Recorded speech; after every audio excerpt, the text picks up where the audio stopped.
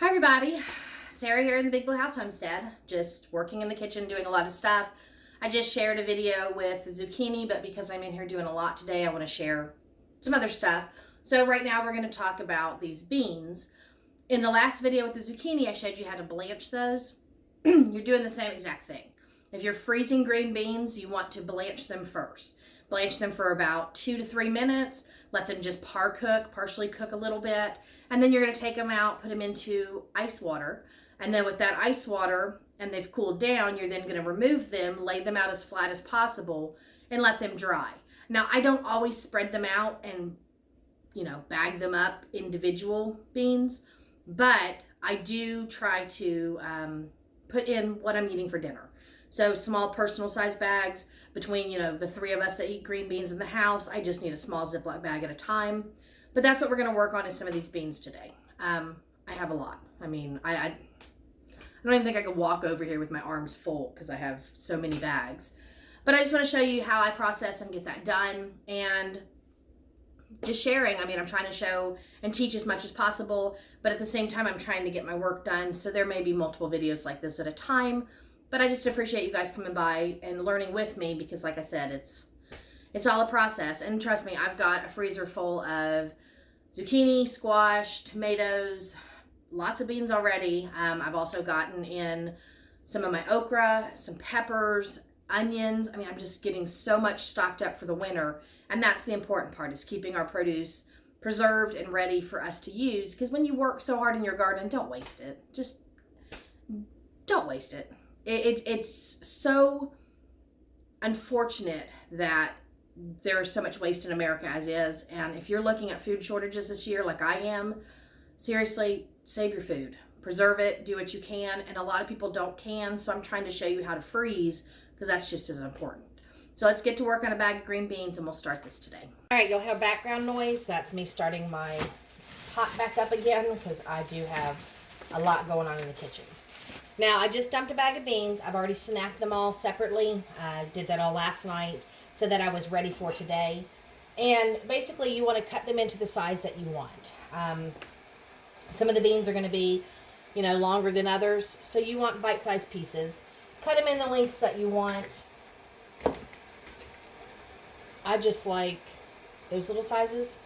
I think that's, a perfect amount. But we're going to go ahead and cut all these beans up, and we're going to get those ready so I can show you how to blanch and freeze them. Okay, so my pot of water is at a rolling boil. You want it to be very nice and boiling. You don't want it to just be warm. You want it to be really hot.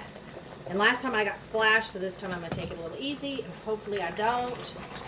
But I'm putting all those cut green beans in there. What I'm doing is I'm stirring them around for a minute just to make sure they're evenly distributed in the water. And I want to wait for my water to come back to a boil again. It's very important to have boiling water, full boiling water. So we're going to get this up to a boil, and then we're going to count down for 2 to 3 minutes. And you'll see the green bean color start to change, and that's when you want it to be ready. So in the meantime, I'm just going to get some water and some ice into my bin because we need to take these out of the water and put them in the ice next. Okay, it's coming back up to a boil a little bit, but you can see my green beans are already brightening up and changing color, and that's what you're wanting. So we're going to give this about 2 more minutes, and it should be done. Okay, beans are done. I'm just using a slotted spoon, and I'm just going to remove them, and I'm going to put them into ice water. When you put them into the ice water, it stops the cooking process, and it'll keep their color really nice and bright. And so that works really good even when you're just cooking beans and you're getting ready to eat them. Then you don't get so much of that murky, dark, olivey green color. So I'm going to get all of these out. Okay, I do want to add that the more that you're doing this, the blanching part to freeze your vegetables, the more you want to be aware of size and proportion. And so, yeah, my bowl's filling up pretty quick. So I may not be able to fit all these beans in, and it may take a little longer to cool down. But that just happens. I try to do things in small batches so you don't sit there and watch me do 500,000 beans because I have 7 more bags worth. If I did, you would just be watching me do this for hours.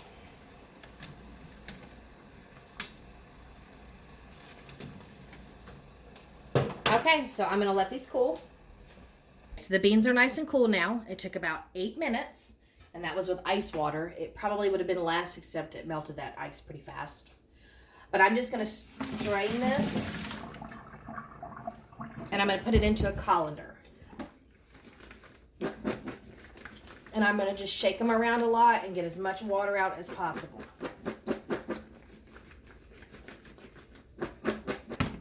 You don't have to have your green beans completely dry like I prefer with my zucchinis and squashes and stuff.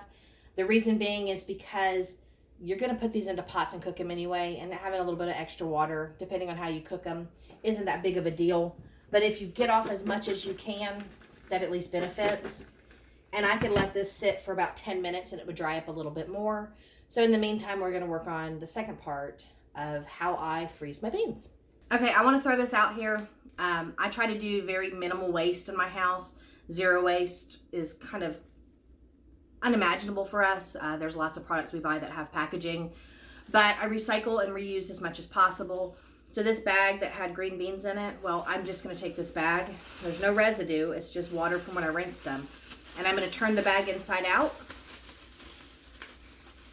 And I'm going to set it on my counter like this, nice and round. And I'm going to let it dry out.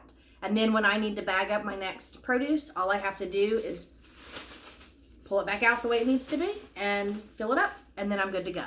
But saves you some money. You don't have to buy as many bags, and you can reuse bags. I don't freeze in these bags. I just freeze tomatoes. But every bag that I pull out, I reuse. It's just one of those things that I do. Zero waste is better, or trying to be zero waste is better than just throwing everything in the trash. So now that that's done, let's work on the next section. Let's work on the next part of the beans. And so because I cleaned my freezer out, I found a bunch of cooked sliced ham. I like to add a little bit of meat in when I freeze my beans so that when I go to cook them, I just dump everything at once. Very simple. So I'm going to go ahead and get this chunked up really nicely, and we're going to show you how to pack up those beans and get them ready for the freezer. Okay, so what I'm doing is I'm cutting these into small pieces.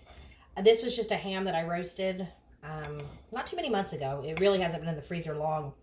We eat a lot of ham in our house. It's a nice, good stretch food. It lasts for days, and you can use it for multi-purpose stuff. But what I'm doing, well, that's a big piece. I'll just get a small one. I'm just cutting it into like bite-sized chunks. And that way I have some sort of flavor to add into my beans. And I don't salt or pepper them or anything like that. I just add the meat in so that when I pull these out the freezer, they're ready to go. So I'm just chunking it up into the smaller portions with what I have in the bag. This will work for the rest of my beans. What I have on the plate is probably more than enough for my colander. So I think we're good at this point. I'm using just sandwich bags because there's only 3 of us that eat green beans at a time. And I'm doing these in like single serving type. Not really single serving, but single meal servings.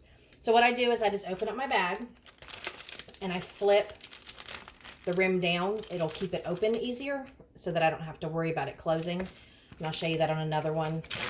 You're just going to basically grab your corners of your bag and pinch them and then just push and flip that upside down. And it helps keep your bags open. So I'm going to guess that I'm going to be able to put probably 3 bags worth away right now, although I'm going to be here all day doing beans. And I do have some flies in here, and I apologize. But I'm just doing 3 bags for now. And I don't measure out. I just stuff the bags. And I shake them around to make sure they all get incorporated into the corners, because I really want nice packed bags. And when I get about halfway, a little more than halfway, I then use my opposite hand because I don't want to get all this meat juice on my beans. And I'm just going to throw in 4 or 5 chunks of ham. And then I have that one ready. I'm going to wash my hands now, and then we're going to refill. It is a lot easier if you just go ahead and get all your bags ready before you put your meat in, and you don't have to wash your hands so many times. And I could probably put some more beans in this.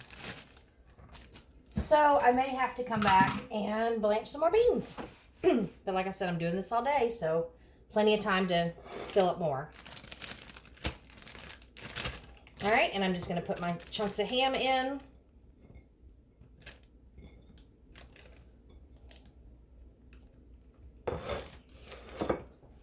All right, and at this point, that's probably a good enough serving for, 2 of us.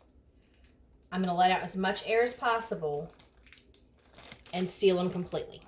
Now, it's a nice bulky bag, but if you press your beans around and flatten it out, then you get a nice flat bag.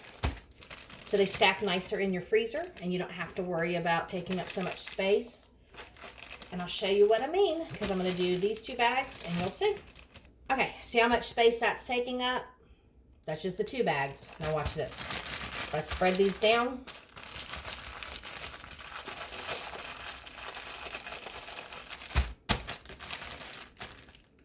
look at the difference. And if you want to at this point, you can write down your dates, but we go through ours pretty quickly. So you could write down here what date you put this in the freezer. I don't normally do that. I do that on some of my stuff, but not all. But now I have 3 nice bags to stack in my freezer full of beans. And these can be pulled out for lunch or dinner, or even just when I'm in the mood for green beans. Okay, so I've got the 3 bags done. I'll put those into my freezer. And then when you pull these out, you cook them like you would normal beans. I'm not sure if you are one of those people who buy canned goods or if you buy frozen, vegetables.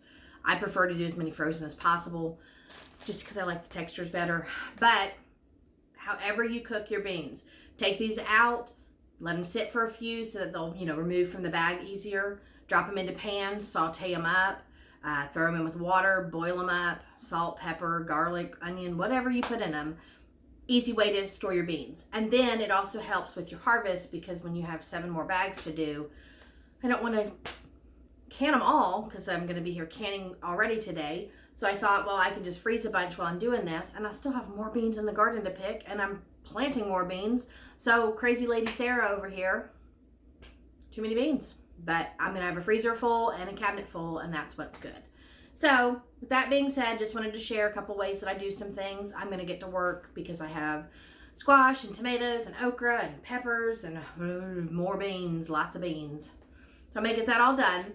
But please use this tips and tools that I've taught you today and store your products like this.